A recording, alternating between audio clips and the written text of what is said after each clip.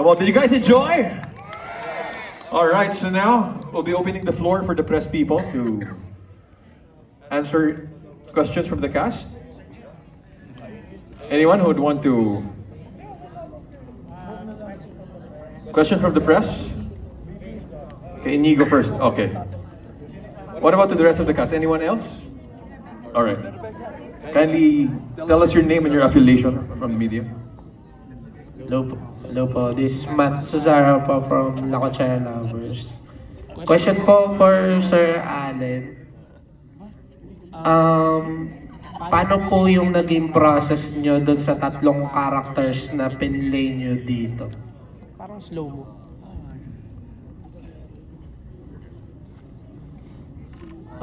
Yes, thank you po. Unang-una, maraming salamat sa mga nanood. Yung first kasi, talaga ako, Kapampangan. So, yun yung, nakita ko rin kung paano yung maging farmer, nakita ko yung, kung paano si Philip maging Kapampangan at paano yung umiit ang ulo niya. And sa Muslim naman, siyempre, kailangan mag-research, kailangan makipag-usap sa mga Muslim, paano yung culture nila. And may mga coach kaming kinuha, ni Direk Joel, para sa mga dialogue ng Muslim. And yun, yung pagiging bakla ko naman, sabi ko nga kay Direk Joel ko rin, siya nagturo sa akin kung paano maging tepan. So yun.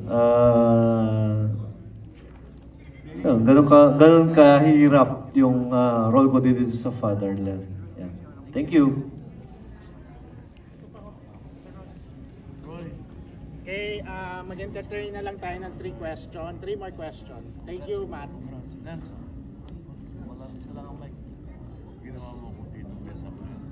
Si Inigo nasa. And somebody call him. Thank you. Went to the bathroom, to the restroom. Can someone knock Cesar. on the door in the bathroom? Is it possible? But anyway, is there anyone else? Come on, we should take this opportunity to ask the cast. Anyone else from our friends from the media? What about you, sir, the one taking the video? Kaya, Allen. Allen, hindi ka ba nahirapan dun sa character mo na tatlo ang ginampanan mo bilang si Paez, si Tiban?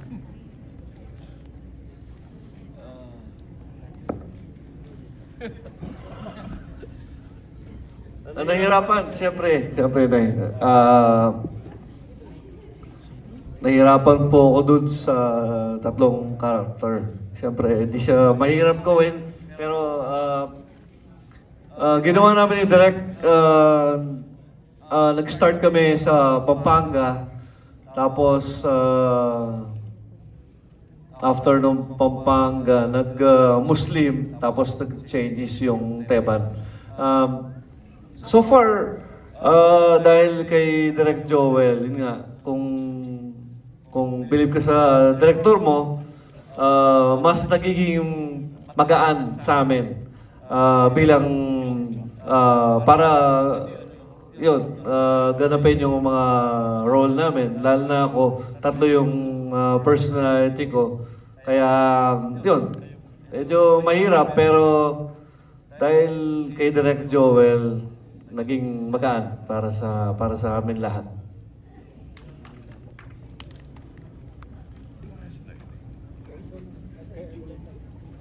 Nico, tapos na. Kayo Inigo po. Inigo, you're staying... Kayo Inigo po, you're staying in US na ba? For good?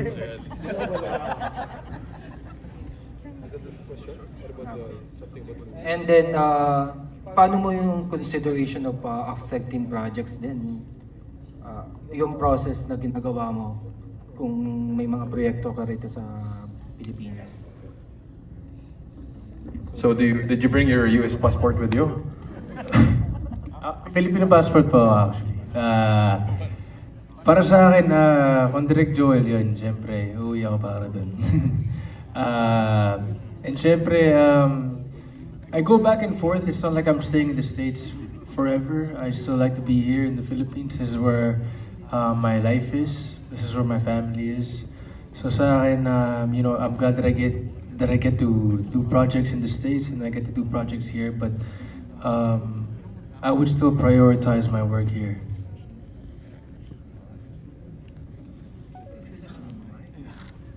And maybe if the price is right, right?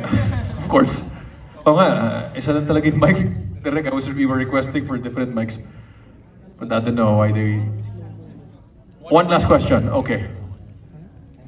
We have one? From the press people or from the crowd? ABS-CBN, okay. Hi, congratulations. I'm over here. Sorry. Kanina, congratulations sa inyo. Inigo, you mentioned earlier na you had a lot of firsts dito. Yung nabanggit mo ba is yung last scene mo. And yun nga, you had these nuances na wala kang lines. So, can you elaborate na how were you preparing for itong mga firsts mo nga? It travels from the Philippines to the US, the microphone. Dito sa proyektong to, actually, sobrang gipit kami sa oras. I mean, you know, I had to go back to the States, so we had to really finish a lot of the scenes during the days that we were working. And meron kami mga eksena na meron kami masaya. Tapos next scene namin, namatay na yung tatay ko.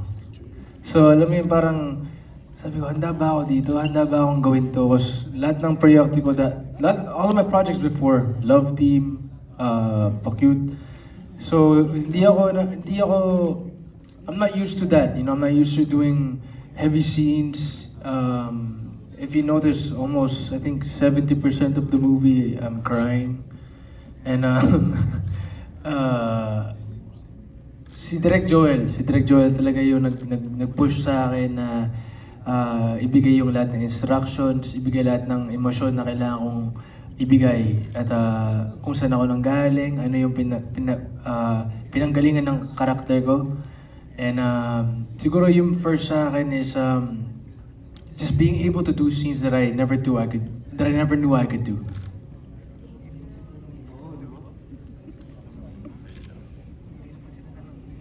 Anyone else? Okay, sir. Thank you for the film, Direk Joel, and the cast. It was wonderful. Actually, the story of a son looking for his father is very powerful part of every culture. Ang nakita ko po is, hindi ko alam kung mali ako, basta as an audience, what I saw Alan's character was pieces of the Philippines trying to put itself together. Parang, yung iniisip ko, para bang yung tatlong character, yung ba yung Luzon, Visayas, Mindanao, di ba? So, nung pinapanood ko siya, at nakikita ko yung anak niya, because as a Filipino-American myself, who went here before I became a citizen, before I even wanted to become a citizen, I wanted to know my country. Parang ganun. So, that's what I saw, and that's what the story told me myself. So I appreciate the film. Thank you for all your work and the writing. And the writer's not here, right? I couldn't ask him the question, unfortunately. Yes, very well done, sir. Thank you. Mr. Larson? Our friends from GMA? Alan, you had 3 characters here. Saan ka talaga nahirapan?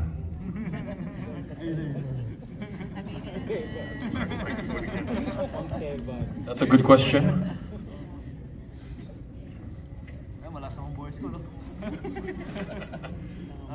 Doon sa part na si Teban, doon talaga nahihirapan. Parang hindi ako komportable. Pero kay Direk Joel, sabi niya, okay lang yan. may mga galaw akong, yung mga kamay ko, medyo magalaw. So, sabi ni Direk, isang kamay lang gagalaw mo. Tapos yung lambutan mo ng konti, landian mo ng konti. Pero di ba, parang, di ba halata? Parang medyo nahirapan ako sa pagiging teban. Pero natawid ko naman. And thank you to Direk Joel. Yeah.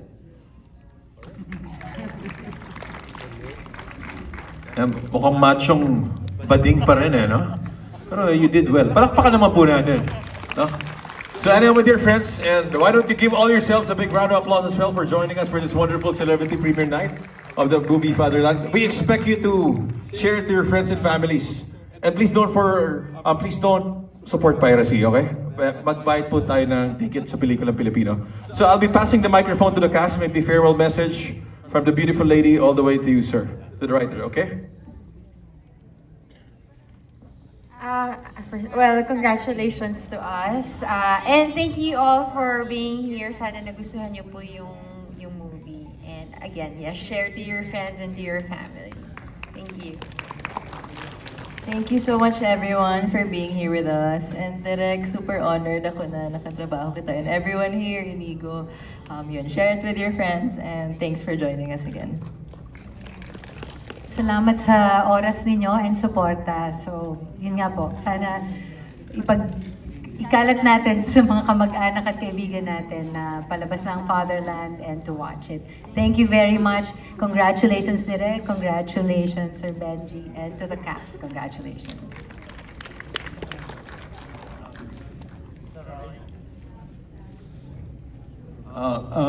Congratulations sa ating lahat dito, no? And I'd like to also acknowledge the performance of Inigo and all the other members of the cast. And also Jim here, who did a good job, and to Direk Joel for a wonderful film. Thank you. Hi po, thank you po sa lahat po ng pumunta. Bentria Productions po, kay Direk Joel, Sir Dennis. Thank you po sa pag-cast sa akin. Salamat po sa co-actors ko. Ang dami ko po natulungan sa inyo. Salamat po. Again, maraming salamat sa inyong lahat na dumalo. Sa Bentria Productions na nag-produce itong pelikula, maraming salamat. Sa director, sa mga co-actors, at sa aming writer. Maraming salamat. Sana support the film, please. And all the Filipino films. Maraming salamat po. Yes, thank you. It's a masterpiece. Parang medyo na-delay. Kaya mo, bagal ako magsalita. Kaya anyway, parang nahilo ko sa naririnig ko lang. Ayun, Bentria Production, Direk Joel, Sir Dennis, sa lahat ng nanood, nagbigay ng oras, sa mga co-actor ko. Thank you so much. And yun lang, medyo... Maraming salamat po sa pagsuporta at pag-spend ng time and effort na pumunta dito at panoorin ang aming pelikula. The theme of the movie is so familiar kasi ito yung kasalukuyang nangyayari sa ating bansa. So, nakaka-relate, diba? So, I'm just really grateful na na-include ako sa napakahusay na cast. Thank you, Sir Dennis, for always remembering me. And it's another masterpiece from Direk Joel Lamangan. So thank you po and spread the word. Please watch Fatherland. Hi, I'm Rebecca. My first acting coach in PETA is Direk Joel Lamangan. That was 50 years ago. And at that time, he introduced me to another master director, Lino Broca. So because of that, I was so inspired. So anytime Direk Joel calls me, I'm there. Thank you very much for supporting Fatherland. Siyempre, ganun din po. Gusto ko kayo pasalamatan lahat for taking the time to watch our film. Ganun din po, katulad ng sinabi ng my castmates and the team. Ang hirap ng echo! Maraming salamat, especially kay Sir Ben and of course, Direct Joel Lamangan for bringing this powerhouse cast together, and I'm also extremely honored to have been part of it. Ganun din po katulad ng sinabi ni Miss Rebecca na anytime Sir Dennis or Direct Joel calls, I'm also there. Congratulations everybody, especially Alan and Inigo. Great job. Maraming salamat guys for being here ulit, and yes, please spread the word. Watch Fatherland. Thank you for watching Fatherland and supporting Fatherland. Yes, so maraming salamat po sa lahat, and sa aming producer, kay Sir Benji, kay Direct Joel Lamangan, sa lahat ng cast, kay Inigo. Napakagandang pelikula, and sa mga kasama ko po, taga Pampanga, nandito, maraming salamat sa support nyo. Sa family ko, nandito rin, sa mga press, maraming salamat po. Ako naman syempre, nagpapasalamat ako sa lahat ng nandito ngayong gabi. Love Tees, salamat. Sa lahat ng family and friends ko, salamat of course sa producer namin, Sir Benji and Direct Joel. Salamat sa opportunity na binigay niyo para sa akin. At sana hindi po ito ang huli na magkatrabaho po kami lahat. Maraming salamat po. Una, gusto kong magpasalamat sa lahat ng umarte sa pelikula ko. Very good. You're all very good. Thank you so much. Salamat kay Roy Iglesia to come out with a very good script like this. At syempre, malaking pasalamat kay Engineer Ben Austria for making this film for us. Kung wala siya, wala yung pelikula. At salamat sa inyong lahat. Sana ipamalitan nyo sa mga kapitbahay nyo, sa mga kababayan nyo, sa mga kaibigan nyo na panoorin. Tulungan natin ang pelikulang Pilipino. Kailangan natin ng tulong. Kasi baka isang araw, pag hindi natin tinulungan, mawala na ang ating mga istorya. Iba na ang nagsasalita ng istorya natin. Maaring banyaga na nagsasalita ng ating mga istorya na hindi dapat natin payagan. Magagawa natin yan, mapapigilan natin yan kung susuportahan natin ang lahat ng Filipino films na pinapalabas sa ating mga sinehan. Dati masigla ang panonood ng pelikula. Unti-unti nang hindi sumisigla. Tulungan nating sumiglang muli. Marami pong salamat. Sa inyong lahat, thank you for coming at saka invite niyo yung mga friends ninyo para panoorin itong Fatherland.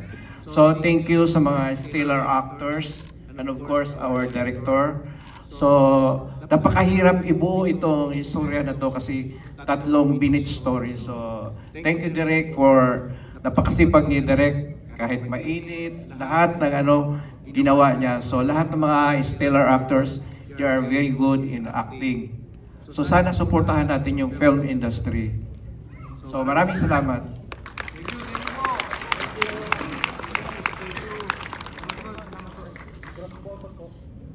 All right, group photo. Do you want to stand up? Okay. So there you have it. Once again, ladies and gentlemen, the cast of Fatherland. Palakpakan naman po natin muli sila. Congratulations.